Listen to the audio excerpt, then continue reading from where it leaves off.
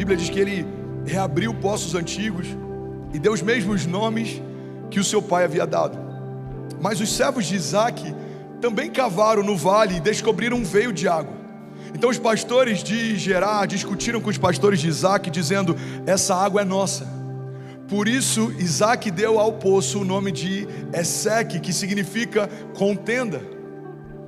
Então eles cavaram um novo poço, e esse outro poço também discutiram por causa dele, e por isso o chamou de Sitna, que significa inimizade.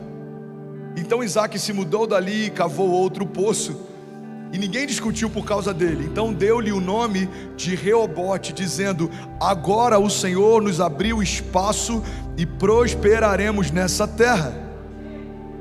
Mais à frente fala sobre um quarto e último poço, que se chamava Berseba, que significa promessa. Então, irmão, você percebe que tão importante quanto a gente reabrir poços antigos, da gente retomar sonhos antigos, da gente relembrar palavras antigas, a gente também precisa cavar novos poços, estabelecer novos sonhos, ouvir de Deus novas promessas. Você está comigo ainda? Diga amém. Mas a história de Isaac pode ensinar muito para a gente, porque a Bíblia diz que quando ele começa a cavar novos poços, não foi fácil, não foi rápido, nem todo mundo celebrou. E na sua história é exatamente assim, irmão. Não vai ser fácil, não vai ser rápido, e nem todo mundo vai celebrar. Mas se a gente permanecer e não desistir, se a gente confiar e não retroceder, a Bíblia diz que em algum momento da nossa história, o próprio Deus abre espaço para a gente prosperar. Não, você não está entendendo. Alguém está comigo aqui nessa manhã? Guarda isso, irmão, recebe isso. Homens podem não acreditar no que você acredita, podem não honrar a unção que você carrega, podem não concordar com aquilo que você está estabelecendo, podem não se alegrar com aquilo que você está construindo, mas a verdade é que se você parar de ouvir o que os outros dizem, continuar construindo o que Deus te chamou para construir, existe um tempo em que o próprio Deus começa a abrir espaço para a gente prosperar.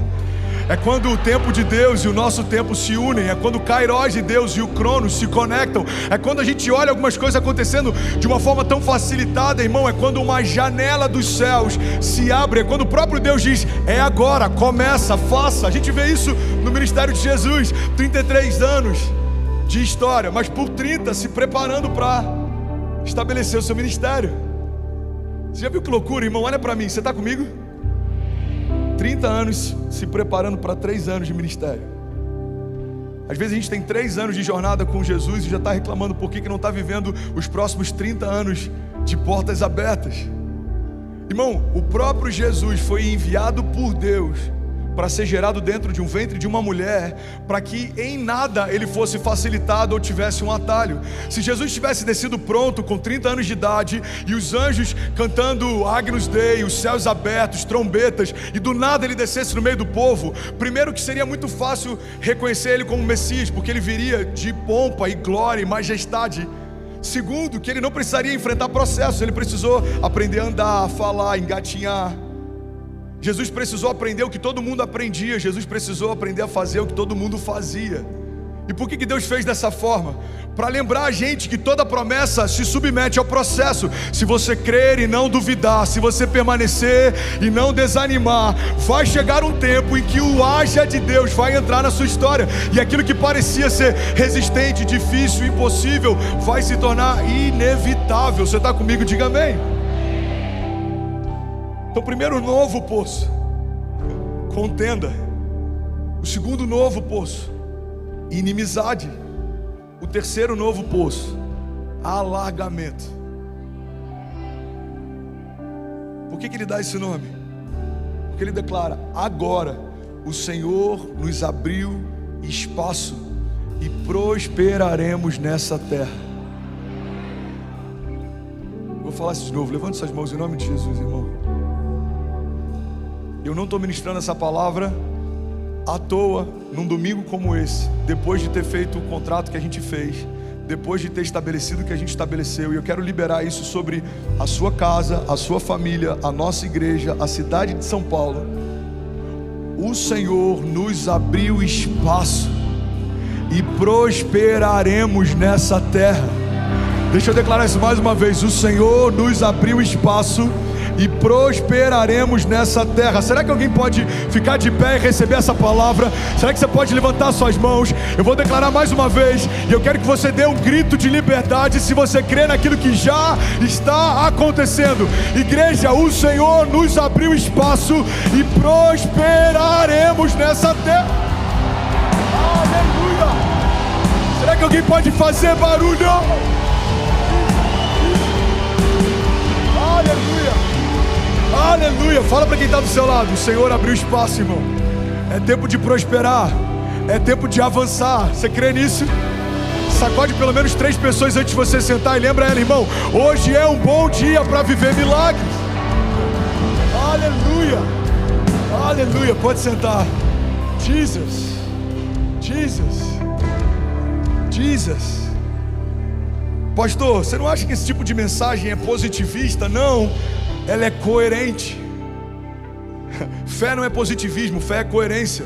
Qual é o sentido de crer num Deus que ressuscita um morto, que levanta um paralítico, que traz visão a um cego, e ter dúvidas se esse mesmo Deus, Rosana, pode abrir portas, fazer milagres, pode surpreender aqueles que pensam que são, confundi-los para levantar aqueles que sabem que não são. Irmão, Deus é especialista em levantar improváveis em tempos incertos. Você já parou para pensar na história de José? Ele dorme como escravo, acorda como governador. Como é possível alguém que estava em uma cela agora está liderando em um palácio? Porque ele carregava um sonho de Deus. Como é possível Davi, que nem pelo seu próprio pai foi cogitado para ser ungido como rei, agora está assumindo o trono e a bandeira do seu reinado ser a bandeira de Israel até hoje? Porque ele carregava um sonho de Deus. Como é possível Paulo, um dos maiores perseguidores da igreja, cúmplice do assassinato do primeiro mártir cristão, se tornar alguém que tem as maiores revelações da nova aliança, alguém que escreveu a maior parte do Novo Testamento? Ele carregava um sonho de Deus. Como é possível Pedro, um pescador rústico, que em algum momento até disse que não sabia quem Jesus era, se tornar parte de um pilar fundamental no início da igreja primitiva, apóstolo de Jesus, aquele que quando andava, a sombra dele curava enfermos, ele pregava e milhares se convertiam? Ele carregava um sonho de Deus. Irmão, olha para mim, em nome de Jesus. Não existe nada especial em nós que justifique o que a gente vai viver, a não ser por um detalhe: a gente carrega um sonho de Deus. Você olha para a história de José, ele fala para os seus irmãos: eu tive um sonho. E ele passou a ser perseguido depois que ele compartilhou sobre o seu sonho. A Bíblia diz que quando José vai se aproximando dos seus irmãos e eles já tinham combinado de matá-lo, o que eles dizem é: agora está vindo José, aquele sonhador.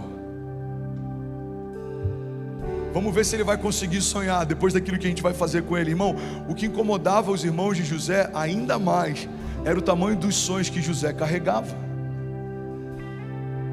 Guarda isso em nome de Jesus. Quanto maior a visão, maior a resistência. Quanto maior a porção, maior a resistência. Quanto maior o desígnio, maior a resistência. A Bíblia diz que os irmãos de José passam a odiá-lo ainda mais depois que ele compartilha o sonho que tinha. Irmão, olha para mim em nome de Jesus e recebe isso se você quiser.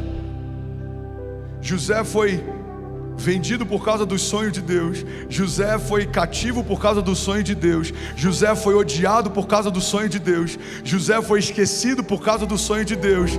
Mas em algum momento José foi lembrado por causa de um sonho de Deus. José foi restaurado por causa de um sonho de Deus. José viveu o cumprimento da promessa por causa de um sonho de Deus. Você sabe o que tinha de diferente em José?